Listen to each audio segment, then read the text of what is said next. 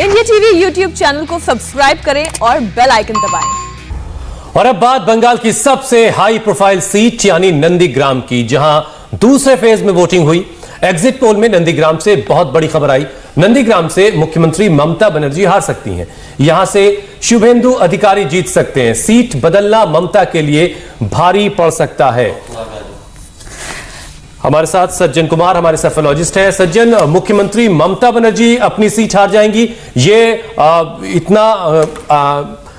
जो अनुमान आप लगा रहे हैं, इसके पीछे की वजह क्या क्या है?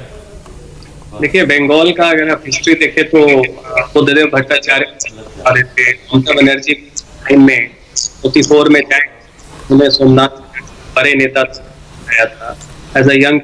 बंगाल में इस जब बदलाव की होती है तो ऐसा हो जाना कोई। दूसरी बात, नंदीग्राम का अगर आप प्रोफाइल देखें तो वहां पे जो डेमोग्राफी है या जो भी उसकी हिस्ट्री है, कि जब सिंगूर और नंदीग्राम का मूवमेंट हो रहा था तो ममता बनर्जी चेहरा थी, सिंगूर के फ्रंट को वो लीड कर रही थी, लेकिन नंदीग्राम पूरी की पूरी तौर पे शुभेंदु अधिकारी लीड कर रहे थे। तो नंदीग्राम में शुभेंदु कोई लाइट वेट नहीं थे, अगर ममता बनर्जी हेवी वेट है। और दूसरा ये है कि वहां पे डेमोग्राफी इस बार इस तरीके से है कि थोड़ा पोलराइजेशन भी था, और इन सब चीज को देखते हुए शुभेंदु अधिकारी का वहां पे एक लोकल होना, उसके पास से जुड़े रहना, पोलराइजेशन होना, और साथ में बीजेपी का भी अपना पूरा का पूरा जो सांगठनिक ताकत है उसको झोंक देना, उसके कारण से ममता बनर्जी के लिए बहुत ज्यादा वहां पे मैन्यूवरिंग स्पेस बच नहीं गया। मनीष हमारे साथ जुड़े हुए हैं। मनीष, नंदीग्राम जहां कई दिनों तक मैं भी रही, आप भी लगातार वहां रहे हैं, नंदीग्राम में साफ साफ दिख रहा है कि जो वोट है वो बट रहे हैं, और क्या यही एक बड़ी वजह है शुभेंदु अधिकारी की जीत की, जो एग्जिट पोल में नजर आ रहा है? देखिए, बिल्कुल अर्चना, नंदीग्राम में बहुत वक्त गुजारा है हम लोगों ने, और एक बहुत जो चीज़ें खुल के सामने आई उसमें एक आपको बात बताना चाहता हूँ कि ममता बनर्जी वहाँ से कॉन्फिडेंट थी क्यों इतनी ज़्यादा। उसकी एक सबसे बड़ी वजह यह है कि शुभेंदु अधिकारी भले ही बीजेपी का दामन थाम लिए हो, लेकिन उनके साथ एक शख्सियत साथ में खड़ी थी, वो थी, उसका नाम था पूर्णेंदु बोस। पूर्णेंदु बोस मार्क्सवादी ट्रेड यूनियन के वो चेहरे हैं। जब 2006 में ममता बनर्जी को बड़ा झटका लगा था, तब सिंगूर का बड़ा मुद्दा बनाने का पूरा आइडिया वही लेके गए थे, और उसके बाद ममता बनर्जी एक बहुत बड़े राजनीतिक चेहरे के तौर पर उभर के आई थी। पूर्णेंदु बोस से कहीं ना कहीं इस बात की जरूर जो सियासी खबरें आ रही थी कि इनकी डील हुई थी कि अगर यहां पर नंदीग्राम में पूरा फोकस किया जाए, वो अगर साथ देते हैं तो अगर सरकार बनती है तो एक बड़े पैमाने पर उनको फायदा जरूर मिलेगा। तो इस तरीके की चर्चाएं जरूर सामने आई थी। तो ये एक समीकरण बहुत सही मायने में फिट बैठता है ममता बनर्जी की कॉन्फिडेंस को लेकर। दूसरी बात मैं आपको बताऊं कि जो वहां का सज्जन जो अनुमान लगा रहे हैं उसकी वो कसौटी पर कितना खरा उतरेगा, 2 तारीख को सब कुछ साफ हो जाएगा। दूसरे फेज की दूसरी सबसे बड़ी हाई प्रोफाइल सीट है डेबरा, जहां 2 पूर्व आईपीएस में टक्कर है। एग्जिट पोल में डेबरा से बीजेपी की जीत का अनुमान है। यहां से बीजेपी की भारती घोष जीत सकती हैं, डेबरा से टीएमसी के हुमायूं कबीर हार सकते हैं। और खास बात यह है कि भारती घोष, जो एक समय में ममता बनर्जी को मां कहती थी, 2017 में उन्होंने अपने पद से इस्तीफा दिया, और उसके बाद उन्होंने 2019 में बीजेपी से चुनाव भी लड़ा।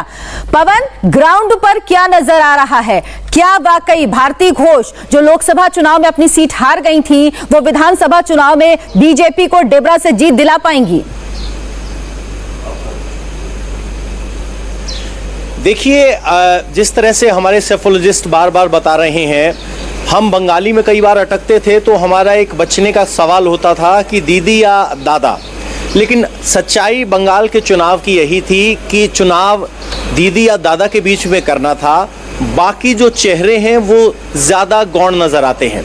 एक बात और, अगर आप इन चुनाव में देखेंगे तो ममता बनर्जी को लेकर इतनी एंटी इनकम्बेंसी से ज़्यादा जो सेकंड रंग लीडर और पूरा जो पार्टी का अमला है उसको लेकर ज़्यादा नाराज़गी थी। अगर आप किसी से सीधे पूछें कि ममता बनर्जी कैसी हैं तो बेहतर हैं, लेकिन उनकी पार्टी कैसी है, उनके सेकंड रंग लीडर्स कैसे हैं, वो बहुत ख़राब हैं। तो हमें ये समझना होगा कि ये चुनाव दीदी और दादा के बीच का है, इसीलिए कैंडिडेट मायने नहीं रख रहे हैं। आज बीजेपी इतनी बड़ी स्थिति में नजर आ रही है तो उसके पीछे की वजह उनके बड़े चेहरे वाले कैंडिडेट नहीं है, बल्कि यानी जो बात सज्जन कह रहे थे वो बात हुसैन कहीं ना कहीं साफ है कि जो वोट कर रहे हैं लोग वो सिंबल पर वोट डाल रहे हैं। इस बार जो तस्वीर है वो कुछ यही बयां कर रही है। चलिए आगे बढ़ते हैं। दूसरे फेज में ही बांकुड़ा में भी वोटिंग हुई थी। एग्जिट पोल में यहां का अनुमान भी चौंकाने वाला है। बांकुड़ा से बीजेपी के नीलाद्री शेखर दाना जीत सकते हैं। बांकुड़ा के टक्कर में टीएमसी की ग्लैमरस कैंडिडेट सायंतिका बनर्जी हार सकती हैं। अमित पालित हमारे साथ जुड़े। अमित, सायंतिका जो चुनाव से कुछ दिन पहले ही टीएमसी में आई, 2016 में ये सीट कांग्रेस ने जीती, लेकिन टीएमसी सिर्फ 0.6% वोट से पीछे रह गई थी। क्या सायंतिका के जरिए ये 0.6% वोट का अंतर है ये भर नहीं पाएगी बीजेपी? एग्जिट पोल कुछ ऐसा, टीएमसी, क्योंकि एग्जिट पोल कुछ ऐसा ही कह रहे हैं। देखिए अर्चना, बांकुड़ा जो इलाका पड़ेगा, ये बांकुड़ा में बीजेपी बहुत स्ट्रांग है, क्योंकि जब फर्स्ट फेज में यहाँ पर इलेक्शंस हुए थे तो मैं बांकुड़ा गया था, और बांकुड़ा जो इलाका पड़ता है यहाँ पर एसटी यानी कि जो शेड्यूल्ड ट्राइब कम्युनिटी के लोग ज्यादा हैं, उसके बाद एससी कम्युनिटी के लोग आते हैं। देखिए बीजेपी ने सबसे बड़ी बात उन्होंने जो काम किया वो बांकुड़ा इलाके में उन्होंने एससी और एसटी के बीच उन्होंने पकड़ बनाई है। शांतिका को ये सीट इसलिए दी गई है, उसकी दो बड़ी वजह आपको बता दें। जिस तरह से आपने देखोगे टीएमसी ने कई जो आपके सेलिब्रिटी चेहरे उनको उतारा है, उन्होंने उस जगह पे सेलिब्रिटी सीट मैंने लोगों को उतारा है जहां पर उनके अंदरूनी खेमे में ही दिक्कत आ रही थी कैंडिडेट को लेके, कि लोग चाहते थे कि मुझे टिकट मिले, उन्होंने कहा था मुझे टिकट मिले। ये कई सीटों पे हुआ है और यही वजह रही कि वहां पर अंदरूनी जो अंतर्द्वंद था उसको कम करने के लिए सेलिब्रिटीज को उतारा गया ताकि पार्टी एकजुट होकर काम कर सके। शायंतिका को लोग जानते हैं, वो एक जानी मानी एक्ट्रेस है बांग्ला फिल्मों में, लेकिन बांकुड़ा में मुझे लगता है कि बीजेपी 2019 का जो उनका ट्रेंड था जिसमें उन्होंने गेन किया था, इस इलाके में भी बीजेपी गेन करेगी। नुकसान यहां पर टीएमसी को ही होना है। और अब आपको खड़गपुर सदर सीट का हाल दिखाते हैं। वहां एग्जिट पोल क्या कहता है। यहां से बीजेपी के हिरेन चटर्जी जीत सकते हैं। खड़गपुर सदर में टीएमसी के प्रदीप सरकार को हार का मुंह देखना पड़ सकता है। यह सीट बंगाल की हाई प्रोफाइल सीटों में शुमार है। इसी सीट से बंगाल बीजेपी प्रेसिडेंट दिलीप घोष भी विधायक रह चुके हैं। हुसैन, 2016 में दिलीप घोष यहां से जीते थे, लेकिन जब उपचुनाव हुआ, जब दिलीप घोष लोकसभा चुनाव के लिए उन्होंने चुनाव लड़ा, तो ये सीट जब उन्होंने छोड़ी तो बीजेपी हार गई थी और इस पे टीएमसी के प्रदीप सरकार जीते थे, जो इस वक्त एमएलए हैं। मनीष, क्या प्रदीप सरकार, लोग कहते हैं कि उन्होंने काम किया है अच्छा, लेकिन क्या अपनी वो सीट बचा नहीं पाएंगे? और इसकी वजह यही है कि सिंबल पे वोट हो रहा है, वोट व्यक्ति के नाम पे नहीं हो रहा। देखिए, मुझे नहीं लगता है। मुझे जिस तरीके से लोगों का फीडबैक मिला है, ग्राउंड रिपोर्ट जो हम लोगों ने की, उसमें लोगों की नाराज़गी साफ जाहिर करती है कि एंटी इनकम्बेंसी इतनी ज़्यादा हावी है कि लोगों के दिमाग में अपना एक चीज़ परिवर्तन की जो लहर आ रही है वो एक मुद्दा बना लिया था, और उसी को सोच समझ के सिम्बॉलिकली जो कि वोट दे रहे हैं। और जिस किसी से भी आप पूछिए वो यही कह रहा था कि अम्फान में हुआ नुकसान से कहीं ना कहीं वो बहुत ज़्यादा आहत है। लोकल लेवल के जो लीडर्स हैं उन्होंने सही तौर पर साथ नहीं दिया, बहुत ज्यादा काटमानी है, चावल चोरी है, इस तरीके के मुद्दे बहुत ज्यादा हावी रहे हैं और इससे जरूर कहीं ना कहीं नुकसान उठाना पड़ सकता है टीएमसी को। और अब आपको तीसरे फेज की वीआईपी सीट का एग्जिट पोल दिखाते हैं। तीसरे फेज में बरुईपुर पश्चिम से टीएमसी के लिए अच्छी खबर आ सकती है। यहां से टीएमसी कैंडिडेट और विधानसभा के स्पीकर बिमान बनर्जी जीत सकते हैं। बरुईपुर पश्चिम से बीजेपी के देवोपम चट्टोपाध्याय हार सकते हैं। आरामबाग सुरक्षित सीट से का क्या हाल है वो भी आपको बता दें। आरामबाग सुरक्षित सीट से एग्जिट पोल का अनुमान टीएमसी के लिए सुकून देने वाला है। यहां से टीएमसी की सुजाता मंडल खान जीत सकती हैं, जबकि बीजेपी के मधुसूदन बाग को हार का मुंह देखना पड़ सकता है। यहां आपको यह भी याद दिला दें कि टीएमसी की सुजाता मंडल का अनुसूचित जाति के लोगों पर दिया गया बयान बहुत विवादित रहा था। बीजेपी ने इसकी शिकायत चुनाव आयोग से भी की थी। ये दो सीटें हमने अभी कम से कम जो दिखाई हैं अर्चना, यहां से टीएमसी के लिए अच्छी खबर है। पवन, क्या लग रहा है कि इन सीटों पर टीएमसी को बढ़त मिलेगी और इसकी वजह क्या ये कैंडिडेट हैं? क्योंकि जो नाराजगी बाकी सीटों पर दिख रही है, जो एंटी इनकम्बेंसी दिख रही, क्या वो इन सीटों पर नहीं है? अर्चना, मेरे लिए थोड़ा ये समझना मुश्किल हो रहा है कि जिस प्रधानमंत्री नरेंद्र मोदी की रैली में इतनी भीड़ आती थी, आरामबाग में प्रधानमंत्री नरेंद्र मोदी ने रैली की है और ये स्वपन दास गुप्ता की सीट से लगता हुआ इलाका है और यहाँ लोग हमें जो बात कर रहे थे वो बीजेपी की जीत को लेकर सुनिश्चित है और हमारा असेसमेंट यहाँ बीजेपी की सीट को लेकर था, लेकिन हमारे सेफोलॉजिस्ट कह रहे हैं कि सीट टीएमसी को जा रही है। तो देखना होगा कि ये टीएमसी को कैसे जा रही है। क्या सुजाता खान इतना बड़ा चेहरा है कि वो एंटी इनकम्बेंसी को पार पा रही हैं, और क्या वो इतना बड़ा चेहरा है कि प्रधानमंत्री मोदी की रैली भी असर नहीं कर रही है। तो ये थोड़ा सा मेरे लिए इस परिणाम को एक्सेप्ट करना थोड़ा मुश्किल हो रहा है। मेरा असेसमेंट ये है कि इस इलाके में प्रधानमंत्री की रैली हुई थी, उसका ग्राउंड पे असर भी दिखा था।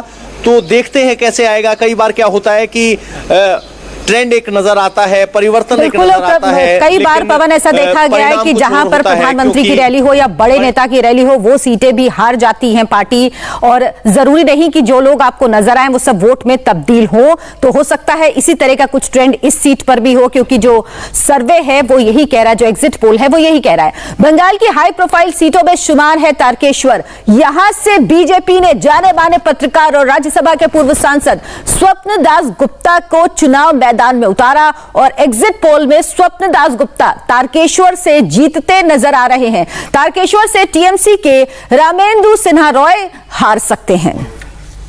मनीष, जरा तारकेश्वर की सीट का हाल बताइए।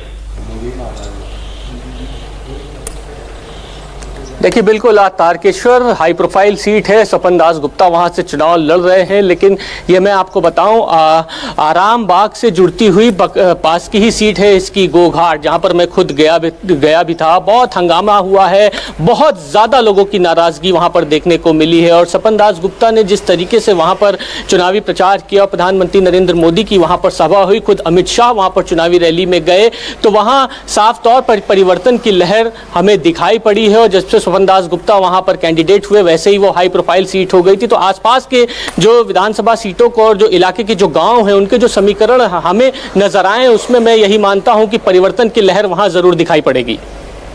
और तारकेश्वर की सीट को लेकर के स्वप्न दास गुप्ता जो वहां से कैंडिडेट थे बीजेपी के, उनकी उनके कैंडिडेचर को लेकर भी विवाद हुआ था, क्योंकि वो राज्यसभा से मेंबर थे, उसके बाद उनका इस्तीफा हुआ था। पवन कुछ कहना चाह रहे? पवन। हुसैन, हमें नहीं भूलना चाहिए तारकेश्वर एक हिंदू आस्था केंद्र है, जहां का शिव मंदिर बड़ा फेमस है, आसपास के इलाकों में इसका प्रभाव है। और ये चुनाव हिंदू पोलराइजेशन पर लड़ा गया, जिसमें जय श्री राम का नारा एक अहम था। और यहाँ से जो संकेत निकले हैं वो संकेत सिर्फ तारकेश्वर तक सीमित नहीं रहे हैं, बल्कि आसपास के इलाकों में भी उनका असर है। और बहुत से शिव भक्त उस वक्त जल चढ़ाने के लिए यहाँ आ रहे थे, उनसे हमारी बात हुई थी।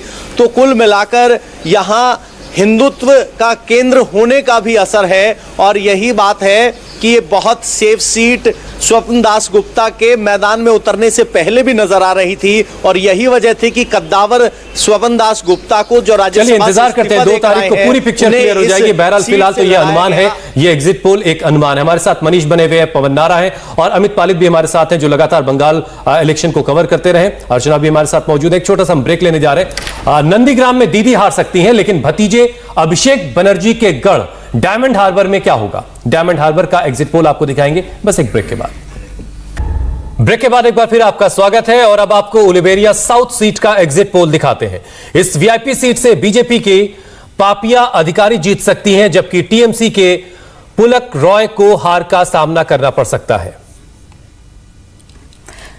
और तीसरे फेज की एक और वीआईपी सीट है श्यामपुर। यहां से टीएमसी के लिए गुड न्यूज आ सकती है। श्यामपुर सीट से टीएमसी के कालीपद मंडल चुनाव जीत सकते हैं, जबकि बीजेपी की स्टार कैंडिडेट तनुश्री चक्रवर्ती को हार का सामना करना पड़ सकता है। यहां वक्त एक और ब्रेक का। ब्रेक के बाद देखिए अभिषेक बनर्जी के गढ़ डायमंड हार्बर का एग्जिट पोल, एक छोटे से ब्रेक के बाद।